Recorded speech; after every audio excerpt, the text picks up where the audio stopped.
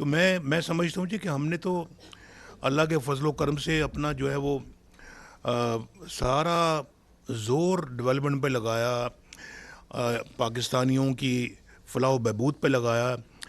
10-10 रुपए किलो सब्जियां बिकती थी उस ज़माने में, और 1.5-2 रुपए यूनिट बिजली का रेट था, और डॉलर 104 रुपए पे बांध के रखा हुआ था हमने।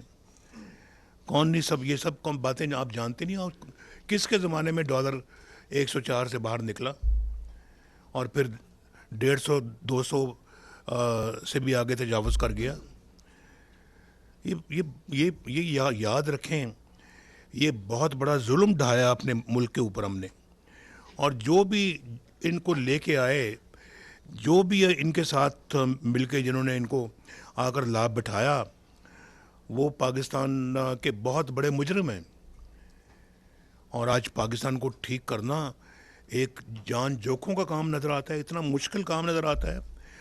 मैं तो शहबाज शरीफ साहब को बहुत शाबाश देता हूँ, जो इन्होंने जिस तरह से वो 1.5 साल चलाया है मामलात को और पाकिस्तान को डिफ़ॉल्ट से बचाया है। मैं समझता हूँ कि इन्हीं का हौसला है, इन्हीं की हिम्मत है जिन्होंने करके दिखाया है, और पाकिस्तान को मुश्किलों से जो है ना वो निकालने की भरपूर कोशिश की इन्होंने।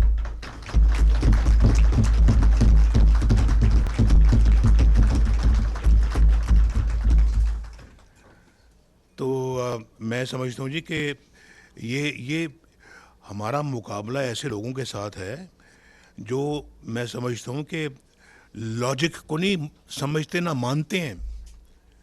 उनके नज़दीक लॉजिक कोई चीज़ नहीं है। तो हमें अपना जो है ना वो, अब वक्त आ गया है। हाँ, मुश्किल हालात हैं, बहुत मुश्किल हालात हैं, और पाकिस्तान के अवाम जो है वो, सबसे बड़ा मसला उनका महंगाई का है।